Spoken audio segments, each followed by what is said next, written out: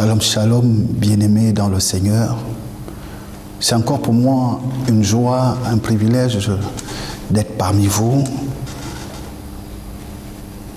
Je viens nous exhorter, durant ces temps de Paraclet, à porter le message du moment. Le message du moment, c'est l'amour. Dieu est amour et tout ce qu'il a fait, c'est par amour qu'il l'a fait. Le thème de mon message s'intitule « L'amour pourvoit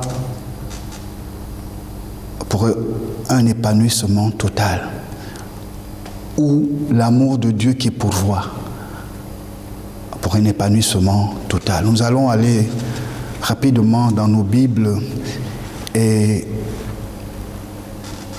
nous sommes dans Philippiens chapitre 4 verset 19 qui dit « Et mon Dieu pourvoit à tous nos besoins selon sa richesse et gloire en Jésus-Christ. » Alléluia. Mon Dieu pourvoit à tous nos besoins, pas à nos désirs, mais à tous nos besoins.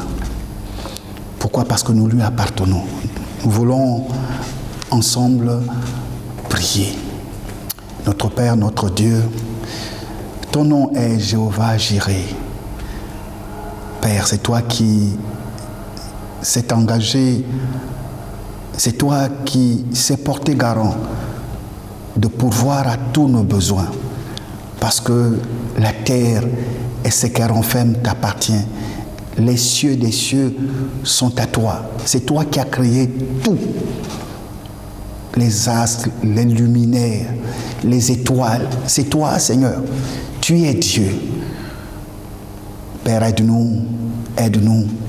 Nous avons besoin de réaliser cela et de vivre cela tous les jours, en gardant dans nos esprits que tu es fidèle, que tu es vivant. Merci, Père, pour ton amour qui pourvoit, pour ton amour qui donne, pour ton amour qui sert. Au nom de Jésus. Amen. Alléluia. Je vais lire dans le psaume 65. C'est David qui va nous parler. David va dire dans le psaume 65 au verset 9, « Ceux qui habitent aux extrémités du monde s'effraient de tes prodiges. Tu remplis d'allégresse l'Orient et l'Occident. Tu visites la terre et tu lui donnes l'abondance. » Bien-aimés, retenons cela. Dieu visite la terre et lui donne l'abondance. Tu la combles de richesses. Le ruisseau de Dieu est plein d'eau. Tu prépares le blé quand tu la fertilises ainsi. Au verset 11, il est écrit « En arrosant ses sillons, en aplanissant ses mottes, tu la détrempes par tes pluies. Tu bénis son germe. Tu couronnes l'année de tes biens et tes pas versent l'abondance.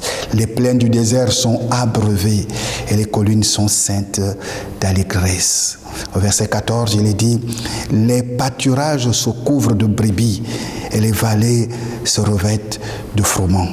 Les cris de joie et les chants retentissent. » Bien-aimés, tout cela, Dieu l'a fait pour nous.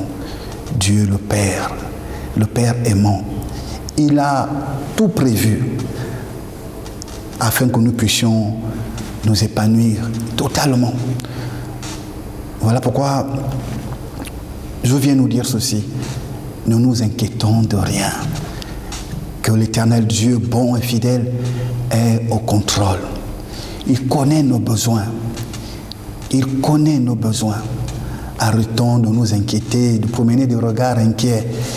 Jésus pouvait dire en Matthieu que ne nous inquiétons pas sur ce que nous allons manger ou nous vêtir.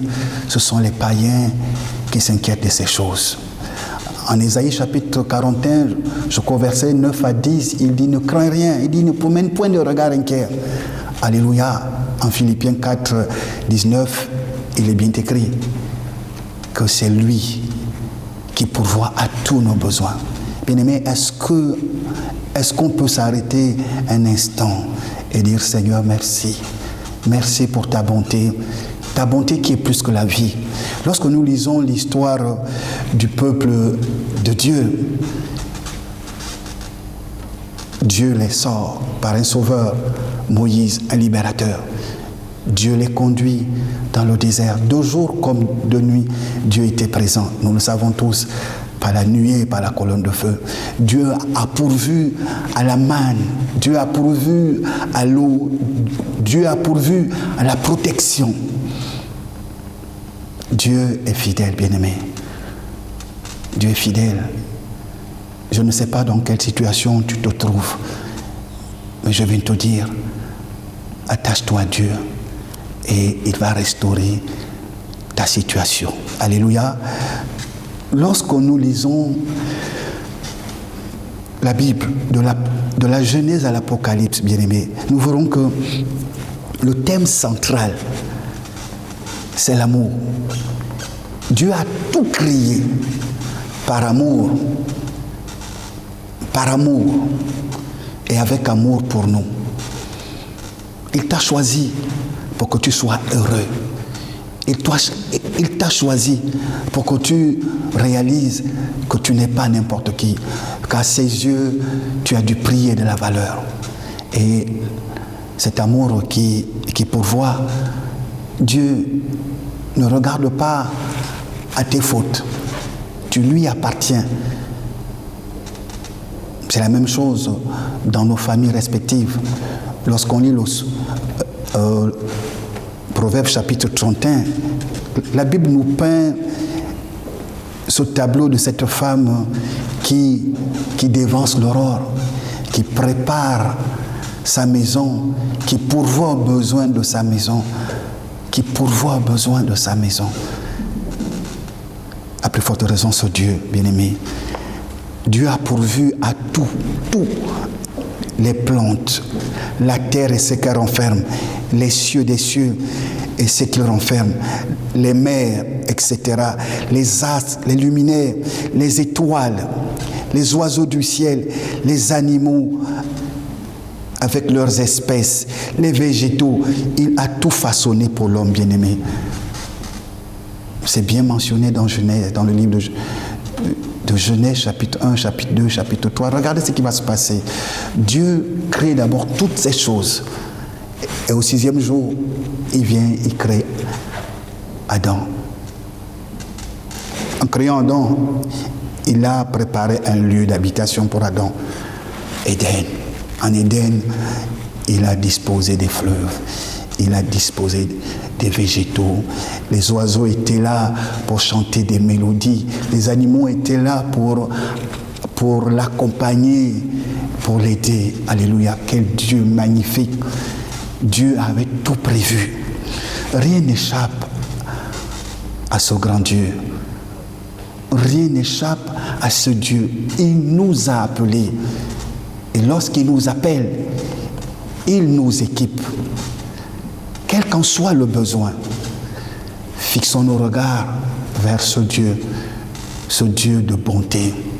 Sa bonté est grande, sa miséricorde est aussi grande, sa grâce est plus que grande. Bien-aimés, Dieu nous aime. Dieu nous aime. Par amour pour l'homme, il a rempli le monde de ses œuvres splendides. Alléluia. Puis il a créé l'homme et le plaça, comme je l'ai dit tantôt, en Éden. Bien-aimés, par amour pour nous, Dieu subvient à tous nos besoins. Son nom, comme l'avait dit Abraham, lorsqu'Abraham va avec son fils Isaac pour le sacrifice, en Genèse chapitre 22, verset 8, et il va dire, et mon Dieu se pourvoira. Quelle confiance qu'Abraham avait. David l'avait compris.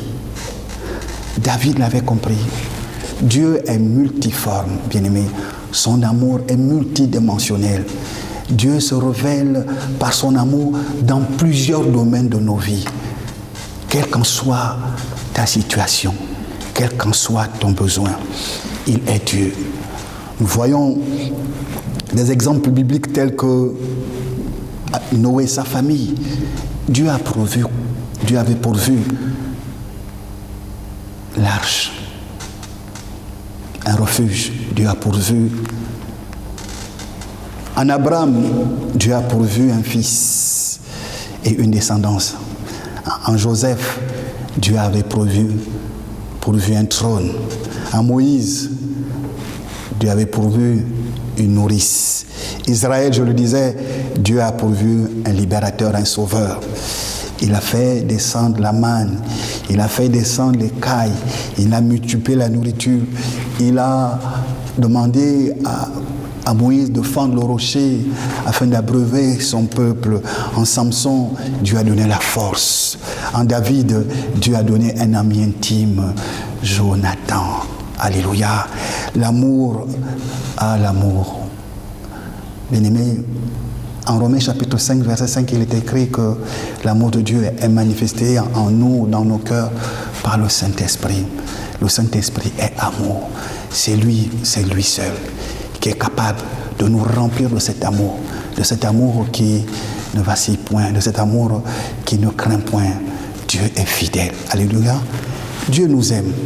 Dieu nous aime. C'est dans l'amour et par cet amour que Dieu vient pourvoir à tous nos besoins. Il est Dieu. Il est fidèle. Voilà, bien-aimés, dans le Seigneur, le pain quotidien, notre pain quotidien, c'est Dieu nous aime. Et lorsqu'il nous aime, il pourvoit à nos besoins. Il pourvoit à nos besoins. Son nom est Jéhovah Jireh. Jéhovah Jireh est son nom. Alléluia. Que Dieu nous bénisse. Au nom de Jésus. Amen.